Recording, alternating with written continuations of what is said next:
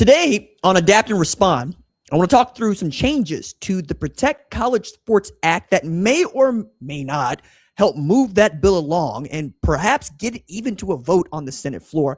I want to talk through John Mateer's hand and, more importantly, what John Mateer learned from his first season as the starting quarterback at Oklahoma. I am really interested in what Josh Heupel had to say about Knoxville and Lane Kiffin, and you just know that everybody just wants to hold hands, hug, and have a good time when they play this season. And, man, the SEC really is thinking of breaking away. Let me tell you why that's a bad idea, but also why emotions are running high. All that's coming up after the bumper.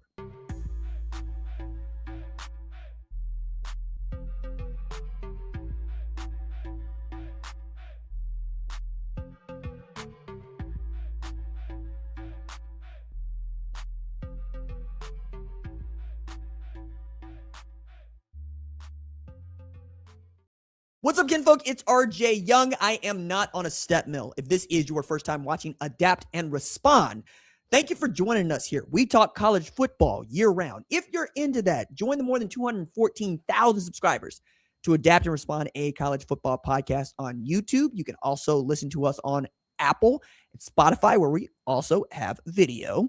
And share this episode with a friend or an enemy. I don't know. Perhaps you're a Texas fan that got sent this by an Oklahoma fan, and you want to hear me talk to you about John Mateer and OU. For those of you that are just now getting around to preseason college football, SEC Media Days began today, and we had a whole bunch of news that come out of it, and lots of good quotes, right? One of which I can't wait to get to about the Big Ten and Missouri, but for now, John Mateer making the rounds, as was Brent Venables, as was athletic director at OU, and really talking about how last year's season was both a success and left much to be desired. You'll remember that for the first 4 games of the season, John Mateer looked like a Heisman Trophy winner, not a finalist, a winner. He threw for 300 yards a game, 50 yards on the ground, and Oklahoma got off to a raucous 4-0 start with wins against Michigan, and at the time, a top 25 Auburn team that we didn't know was garbage, to use that French term, until much later. But also in that game against Auburn, he broke the right thumb on his throwing hand and was able to finish the game, threw for 270 and looked good in the second half, but it wasn't going to be the kind of injury that he could just play through. In fact, he was going to have to miss the next game against juggernaut Kent State. But would he be back for the game against Texas? Well, he had thumb surgery. We did that segment. World-renowned surgeon helped put him back into place and got him back on the football field. But when he got back on the football field, he didn't look like the John Mateer that we saw in the first 4 games because, well, either one, my man just didn't spend as much time in the film room when it came to playing Texas, or 2, Texas is actually really good. Perhaps it's a little bit of both, because I genuinely believe that defenses watch tape and get better each and every week, especially as a quarterback develops tendencies. And John Mateer, who is a guy that's playing much more on instinct rather than reading left to right or up to down, has tendencies. And if you can rule out 1 or 2 things he's not going to do, you can key on the things that he is going to do. And that makes it very easy for a defensive coordinator to T-fy on you, which is exactly what Texas ended up doing to him.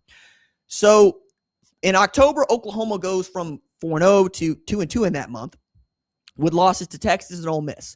One of those teams makes the college football playoff. One of those teams narrowly misses the college football playoff. And Mateer was not great. He's not bad. He's not great. Completed 58% of his passes through that month. But as his health got a little better and Oklahoma's defense started to do what those other defenses are doing to John Mateer, Oklahoma looked like a much better football team, right? You'll remember R. Mason Thomas with his scoop and score against Tennessee. You'll remember that Oklahoma was able to go into Alabama and get a win, right? That back-to-back wins against Alabama since joining the SEC, and then got Alabama in the college football playoff, and we got to see the John Mateer that showed up in October. The one that looked great was actually the one that showed up in October and September. The one that looked great in September, and in the second half, looked like the dude in October. So in the second half, Mateer's getting found out. Kane Womack's kind of got him figured. So much so that you'll remember there's a play John Mateer takes a snap. They're rushing 3. They're dropping 8. And Mateer threw the ball as if he was getting all out blitzed off his back foot and fired it straight into the arms of an Alabama defender. Defender runs it back to the house. It's pick 6. Mateer said one of them things out loud that you're not supposed to say in front of a hot mic, which is, I got tricked by the defense. Did you get tricked? Or did you not read the defense? Because when they drop 8, generally speaking, a guy like him either sits there, waits for somebody to make themselves available in a window, right? If it's zone, so they're looking back at you, or God bless them if they playing man-to-man and drop an 8 because they're going to turn their back to a dude that can absolutely fly with the football. Either way, it should have been a positive play for Oklahoma, and it wasn't because I don't think that John Mateer was prepared. And he kind of got to that at SEC Media Days today because a lot of the conversation is about his hand, but also some of the conversation is about how he has gone about preparing himself for 2026, noting, hey, the quarterback at Oklahoma, starting quarterback at Oklahoma, gets a lot of personal opportunities, especially in this age of name, image, and likeness. And he said, I learned why most of those guys don't do any of this. And I scaled back a ton of that for myself. Playing quarterback in the Power 4, when you getting paid, as much as he getting paid, about $4 million, it's a lot of work, and you're expected to make the college football playoff. But as I put it earlier last week, and what I will continue to say the rest of this season is, if you believe that John Mateer is the second coming of Baker Mayfield in his bravado, in how he speaks about Oklahoma, plays the position at Oklahoma, I'm going to say that you're right. I'm going to say he brought them to the college football playoff, which is what Baker did. I am going to also say his job is not to be as good as Baker Mayfield. His job is to be better. How can someone be better than a Heisman Trophy winner who walked on? How can somebody be better than a guy who led Oklahoma to a Big 12 championship? How can somebody be better than a guy that went up to Ohio State, stopped a mud hole in them, and then planted a flag on the O block? It's easy. Do you want me to tell you? Okay. You get to be better than the most treasured quarterback to ever play at Oklahoma by doing something he never, ever got done. His successor, Kyler Murray, didn't get done. And his successor, Jalen Hurts, didn't get done. And his successor, Caleb Williams, didn't get done. And his successor, Dylan Gabriel, didn't get done. And certainly his successor, Jackson Arnold, didn't get done. Win a college football playoff game. It's Oklahoma. It's about time started acting like it. Okay. Meanwhile, in the SEC, we always got beef. And I love that we always got beef. I really do. Because the beef is what makes these games so much fun. So the only thing cooler than finding out that Lane Kiffin is going to be a head coach in the SEC is knowing that Lane Kiffin has to play a football game against the University of Tennessee. God, I love that. I love it so much. You know why? Because Tennessee fans can't stand that man. Cannot stand that man. They really, really, really, really want to hurt him. That's what they want to do. And if it gets to be hurting LSU, all the better. Who is Ole Miss to Tennessee? In football? Not much, not nobody. Oh, you made one college football playoff. Good for you, Ole Miss. How many national championships you got? You're a Tennessee fan. You're throwing lots of shade at Ole Miss, right? And you're also saying you hired our sloppy seconds, which is the thing they also get to say about LSU. And since Josh Heupel got to Tennessee, they've been on the good foot. No more putting cash in McDonald's bags and handing them out recruits. No, sir. No way. We get to say to our $2 million quarterback, kick rocks. You're not getting a raise. Not only that, we'll do the swap. We'll take the guy that was at Appalachian State, was at UCLA for 3 months, and we'll turn that dude into the kind of guy that can go win us a bunch of football games. And then we'll come back in 2026 with a 5-star and Faison Brandon and maybe a decent starter in George McIntyre, and we'll go to work. That's the kind of program that Josh Heupel has run. But then you got to smile when you find out that LSU got to play Tennessee in Knoxville this year. So Josh Heupel says about Lane Kiffin at SEC Media Days today. I certainly hope that our fans haven't cooled off whether it's the grocery store stocked up on mustard or our sports stores making sure they've got reinforcements on the golf balls. Hopefully, Knoxville is ready for his arrival. Can Tennessee back up this kind of trash talk? Hell yes, they can. Hell yes, they can. Ask Georgia what it was like to have to watch Gunnar Stockton on 4th and 6 throw a go get it football up to London Humphreys so they can get up out of there alive. All right? Like, you don't really go into Neyland expecting anything other than a fist fight. They can't wait.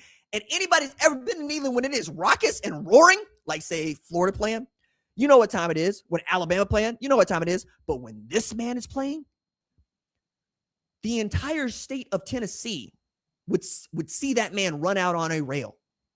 Okay? He embarrassed them. And Tennessee fans ain't the ones to be embarrassed. So, is it even possible for Lane Kiffin to talk trash about Tennessee? Is it possible? Yeah, because he managed to talk trash about Ole Miss. He tried to call Ole Miss racist after he left the place. Hey, I had a hard time recruiting black players to Ole Miss because it's stuff that happened in the 60s. Look here, man. That might be true, but you don't get to say that. He might say anything that he thinks is going to get him what he wants. And we've seen that. He has not left any place other than Florida Atlantic not on fire. Okay? USC, Tennessee, Oakland Raiders. You'll remember Al Davis wrote an open letter to the University of Tennessee begging them not to hire this man because he said he will embarrass you. Tennessee fans didn't listen, hired him, he embarrassed them. Okay? And it took them forever to get back. Think about that. You had to go through it to get back. And now that you got back, you got a nice man and Josh Heupel, you're feeling pretty good about yourself. Is there a fan base that will ever miss Lane Kiffin or remember him fondly? Ooh. LSU, maybe, depending on whether or not he wins a national championship, because they're certainly paying him like a national championship coach. Remember that only 3 men in college football are making $13 million or more a year. One of them is Kurt Cignetti. Say he earned it. One of them is Kirby Smart. Say he's earned it. The other one ain't Dan Lanning, ain't Ryan Day, ain't Kalen DeBoer, ain't Steve Sarkisian, ain't Brent Venables, ain't Kyle Whittingham, ain't Dabo Sweeney, ain't Mario Cristobal. It's Lane friggin' Kiffin. So perhaps nobody really can, but I sincerely hope that LSU is getting what it pays for. And you know what? With all due respect, that might be absolutely positively nothing, and you would deserve everything you get. Okay, we come back. I want to talk about what Missouri coach Eli Drinkwitz had to say as one of the reasons that the Big Ten has won 3 consecutive national championships. And no, this one doesn't work. All that's coming up when we come back.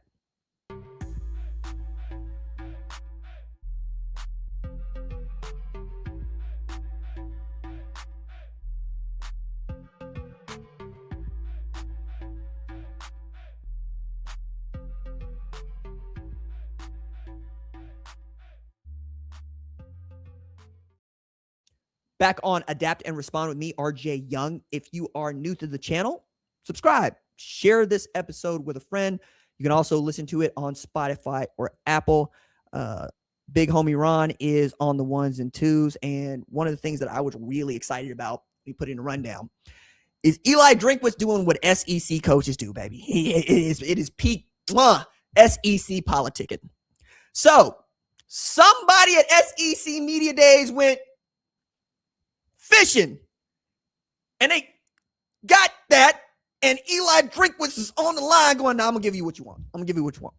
So he's asked, why do you think the Big Ten has won 3 consecutive national championships, which a better way of putting that question is, why do you think the SEC has been boxed out of all 3 national championship games?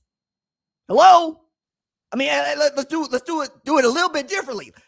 Let's not talk about them winning 3 in a row. Let's talk about the SEC ain't even been in the damn game. But okay. To which he says, in part, when you don't play a non-conference A4 game.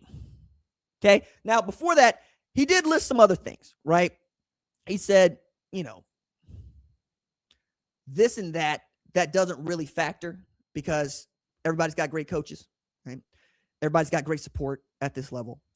But the part about not playing a Power 4 conference opponent until a non-conference opponent was directed at one university, just one, because he knows Ohio State played Texas last year. He knows, that Michigan, well, now that I think about it, who did Michigan play in 2023? Ron, look that up for me right quick, because I'm not sure that Michigan did play a Power 4 conference team in 2023. And I'm beating up on Indiana here in a moment because Indiana ain't done that since Curt Cignetti got there. And that's who he's really pointing at. So Indiana goes 16-0 last year. And if you want to nitpick, you will say, did you see who they played before they got into Big Ten competition? And if you did, what you would come back with is, so they got to play North Texas, Howard, and Western Kentucky this year. But last year they got to play Old Dominion, Kennesaw State, and Indiana State. Now, in fairness, Old Dominion won 10 games, and Kennesaw State won the Conference USA. Those aren't bad football teams, but they are not Power 4 teams, and Indiana State's Indiana State. Even SEC teams get to play Mercer, at least for the next couple of years. Then they're doing away with that. What I think is really getting underneath SEC fans' skin now is that kind of scheduling is working. So did Texas get penalized for playing Ohio State and losing that game last year? They would tell you they did. I would say don't lose to 3-9 Florida. Probably make the college football playoff because we're going to give you credit for beating up on A&M later, certainly beating Oklahoma. Two teams that did make the college football playoff. Right? But Ron, did you get the Michigan schedule? We know that is.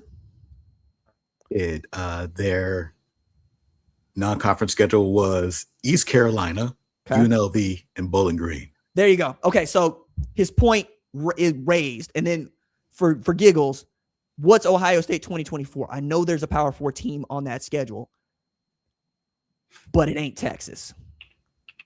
So Michigan, I used to beat them up in 2021, 2022, because I would say you don't play anybody until the Big Ten, so how can we know how good you are? And then they used that schedule to great effect, right? 2021, they made the college football playoff. 2022, they make the national championship game. And, of course, 2023, without a Power 4 non-conference opponent, they win the national championship, go 15-0. I don't think that the SEC would stoop so low as to do this, but I am going to say in Indiana's case, I see it because before Curt Cignetti got there, Indiana is the losingest football program in FBS history. Full stop. Period. They are garbage. We don't care that they don't schedule a non-conference Power 4 opponent because we're not sure they can win that game. We're not even sure that game's going to be competitive. But Cignetti gets up there and goes, oh, okay, cool. This is fine. And then the next year, they're like, you want to do something? No, this is fine too. Why? Because we're coming around to what the SEC would tell us about scheduling cupcakes themselves, especially Cupcake Week when they play with just 8 conference games. No. Our conference schedule is harder than most anybody else's schedule is going to be. So why the hell would we put somebody else on there that may or may not be able to push us into the deep water, and then we get penalized for it in the rankings later? Mike Gundy used to do this for 2 decades at Oklahoma State, but it's Oklahoma State, so a lot of people didn't really care. Right?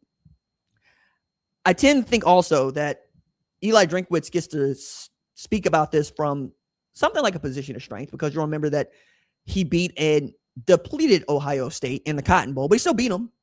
And he beat them with a tailback coming out of nowhere to win All-American honors. Comes back with Ahmad Hardy. Now Austin Simmons. And I think with Ahmad Hardy and Austin Simmons, he's got 2 of my favorite players to watch going into the season. Many of you remember Austin Simmons won the job against Trinidad Chambliss coming out of camp at Ole Miss. Then he got hurt, and then Trinidad Chambliss had 8 300-yard passing performances in 12 games and played like the Heisman Trophy winner and did something that even Lane Kiffin couldn't do when he was at Ole Miss, which is beat Georgia, right? Win 2 college football playoff games. Austin Simmons goes to Missouri. Okay. Ahmad Hardy, the best tailback in the country as a true freshman outside of the Power 4, rushed for 1,300 yards. Gets to Missouri, rushed for 1,500 yards. The best tailback in all of college football for me. Then earlier this summer, he got shot in the leg going into concert near Laurel, Mississippi, which is wild. But apparently, recovery's gone well, and he's about 4 or 5 weeks from perhaps being able to contribute to that team. And if you got Ahmad Hardy and Jamal Roberts back there with Austin Simmons, and it's going the way I think it can go, Missouri might have an opportunity to put their money where their mouth is and make the college football playoff and get to play one of these Big Ten teams that don't really play nobody. And then we get to see how good you are. But I do appreciate the shot, and I do appreciate him trying to defend the Big Ten winning 3 consecutive national championships, but I would have loved to hear the defense too. Why the hell ain't y'all in those games? Okay. On that front, when we talk about what the SEC might do and how the SEC seems to think through these things and what politicking might be done, Greg Sanky has decided to let everybody know that it is not a threat that the SEC would break away from the NCAA, but that if something doesn't happen soon to help rein in college athletics, they will do it themselves. Okay. Even going so far as to say, look, they're real. People have talked about that. I do believe the national expectation is that we do participate in a national organization, but the national organization must function in a healthy manner. Is it saber rattling? No. Is it legitimate pressure? Yes, but only to a certain degree. If it is legitimate pressure, and it is to a certain degree, it is a thumb kind of being pressed into your chest, right? It ain't somebody holding your head against a wall. That's not what they're doing. But this is also coming at a very unique time. It's coming at a time when universities and players have never been more interested in using the judicial system to break or bend the rules, specifically around eligibility. University of Alabama tried to bring back Charles Bediako to play college basketball just before the NCAA tournament, even though he'd already gone through the NBA draft process and played in the D-League. Owen Heineke at Oklahoma received another year of eligibility after going through the NFL draft process, not having a great showing, and then making the argument that his 15 minutes of playing lacrosse at Ohio State should not count toward his overall eligibility to play college football. Got an injunction, a trial date set somewhere down the line that may not actually be important to Heineke, who just to play football this year. You're seeing more of that. The other day, many of you might have seen, I did a segment about Texas offensive lineman Cole Hudson, who also went through the NFL draft process after playing 4 years as offensive lineman at the University of Texas, making something like 28 starts, 43 game appearances. And he is suing the NCAA for the right to play another year of college football on the 5-for-5 rule. The 5-for-5 rule coming online just this summer saying if you enter into college athletics after the 2022, during the 2022 cycle, or you're 19, you have 5 years to play 5 years, hopefully reining in all of these eligibility cases. Well, this is going to be an interesting injunction here because Hudson is a part of the 2022 class, but he also went through the NFL draft process. And for all intents and purposes, is not a member of the NCAA's purview, and yet he's suing them. If you have an organization that can oversee all these things in the modern era, that's great. And I think the College Sports Commission is supposed to do just that. It's one of the reasons the Big 12 was signed on, but nobody else has because they don't like the way the College Sports Commission is choosing to engage in executing its orders, trying to make sure that the game is fair for everyone. The SEC wants what we all want, everybody to play by the same rules and for those things to be fair and understood and really unchallenged for the most part. You break a rule, you pay a penalty, period. I do not think, however, that having yourself break away from the NCAA is going to stop SEC schools from engaging in the kind of conduct they've been engaged in, like with Owen Heineke at Oklahoma or Alabama and Charles Bediako. Or even Joey Aguilar, who tried to get another year of eligibility because he didn't think his JUCO year should count toward his overall eligibility in the state of Tennessee. And a chancellor judge in the state of Tennessee is like, even as a Tennessee alumnus, no chance. Get out of here. Go play. Go get a job, right? I think what you're going to have is SEC schools going at whoever the enforcement officer is in the SEC. That's all. You're just bringing all of these cases in-house to you, and you are foregoing what I think is the most important aspect of the NCAA for the SEC or any other of its 1,600 member institutions. It's the maid service. Would you rather somebody come into your room and make the bed and make it look clean for your arrival? Or would you rather do that yourself? And if you can afford to spend a little bit of money on a maid service, probably are going to do that.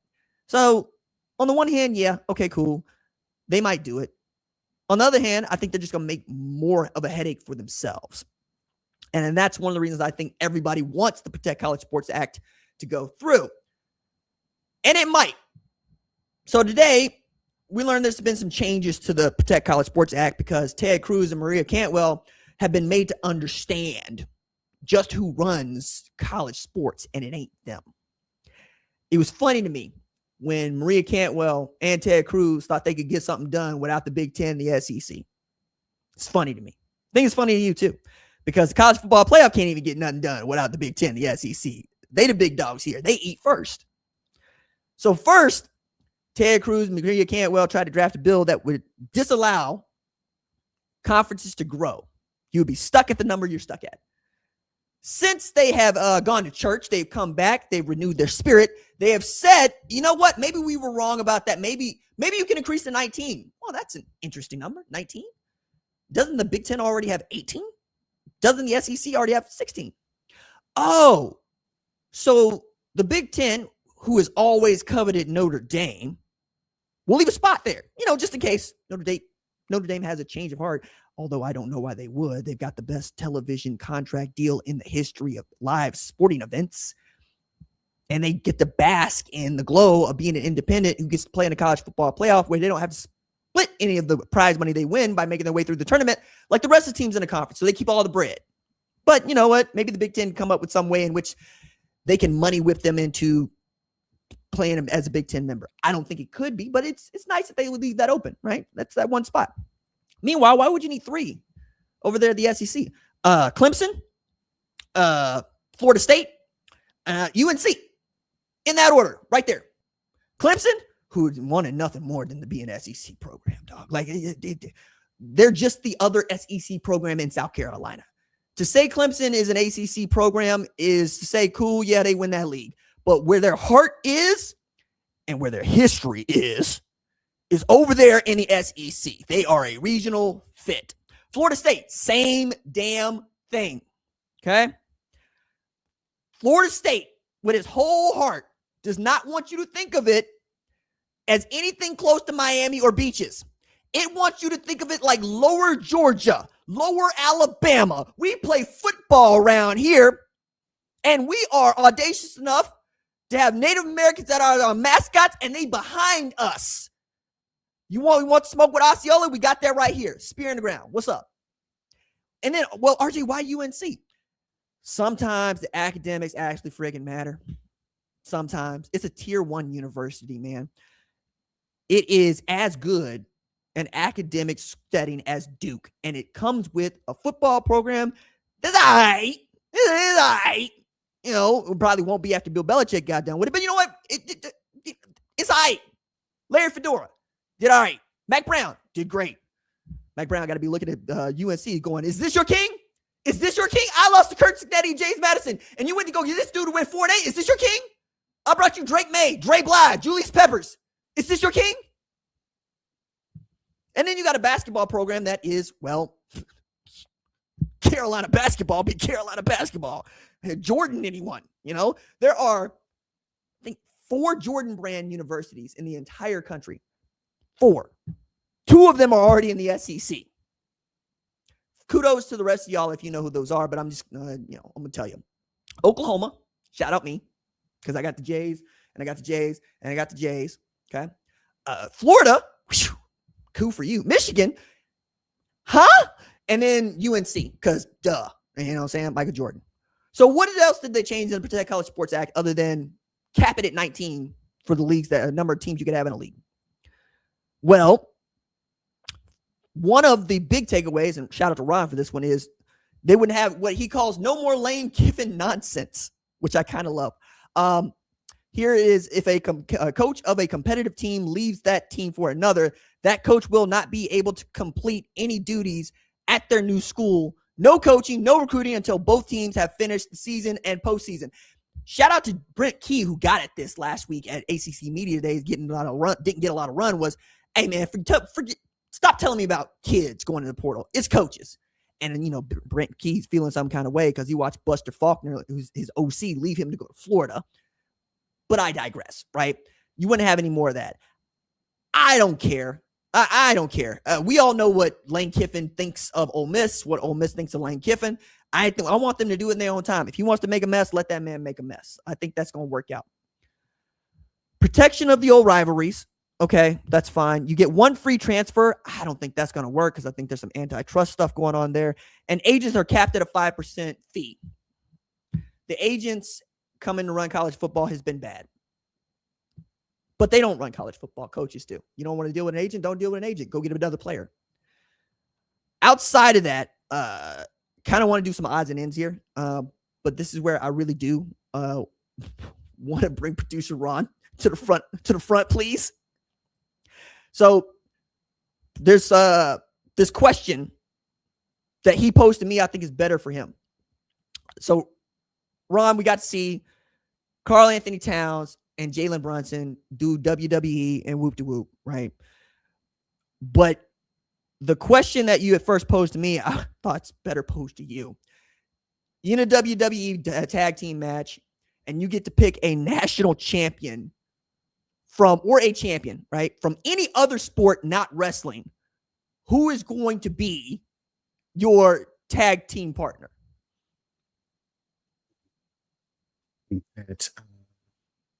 My druthers, I think that I'm going to have to pick Max Verstappen. I know that he's got a high motor. We know that he can take a bump.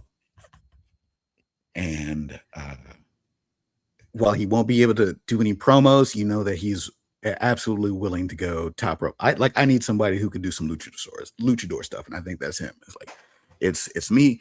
It's me and Max Verstappen, daddy. And we will be Max Verstappen and alligator shoes all the way to WrestleMania. Like that's who I'm taking. By God, that's a Red Bull energy drink. By God, that's a flat bill. Max Verstappen, who once said in a press conference with his whole chest, if I get asked that question again, I'm going to headbutt somebody. Nah, I think you're good. I think you're straight. You got a man who will be out there F-bombing everybody and everything in his race car because it's twitchy. Knowing damn well that man lives for a twitchy car. So Ron is going with Max Verstappen when the belt is on the line. I just want to referee the fight. That's all I want. I want to be. What? Oh, damn. Sorry, I didn't get to 3. I guess y'all got to keep going. I'd love to see it. All right. That is going to do it for today's episode of Adapt and Respond. If you like the show, share it with a friend. Subscribe to the channel. Subscribe to the podcast. Yes, we are going to get back to sending out stickers. I owe a bunch of stickers. I haven't forgotten. They are free, though. And I appreciate the ratings on Apple. We've closed that loop. So if you didn't get into it, you didn't get into it. And sooner rather than later, you will be able to purchase Adapt and Respond merch. Isn't that fun? All right. It's going to do it for me. Doses.